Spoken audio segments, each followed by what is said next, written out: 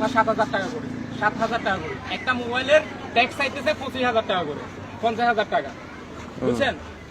এটা হচ্ছে আমাদের বাংলাদেশ, নতুন বাংলাদেশ। আমরা স্বাধীনতা অর্জন করছি এই বাংলাদেশের জন্য, এই নমুনা দেখার জন্য। আমরা ইন্টারন্যাশনাল মাস্কেট এয়ারপোর্ট খরচ করে আসছি, কোনো সমস্যা হয় নাই। কিন্তু আমাদের এই স্বাধীন বাংলাদেশে আসার পরে আমাদের এই সমস্যা।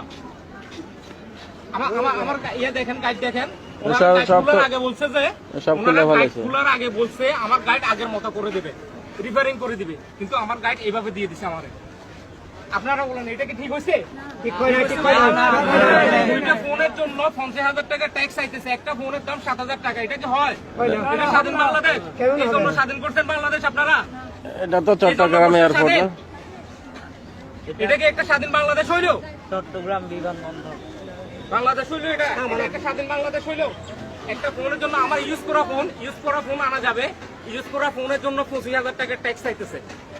এটা কোন ধরনের বাংলাদেশ? কেন স্বাধীন করছেন আপনারা ভাই? এটা তো একেবারে উচিত হয় না। কেন স্বাধীন করছেন? আর আমার ব্যাগ দেখেন, আমার ব্যাগ কি করছে?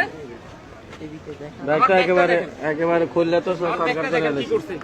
কি করছে ব্যাগটা? এটা তো রিফারিং করে দিব বলি তো এইভাবে সাইডে দিছে আবার। রিফারিং করে দিব বলে এইভাবে সাইডা দিছে।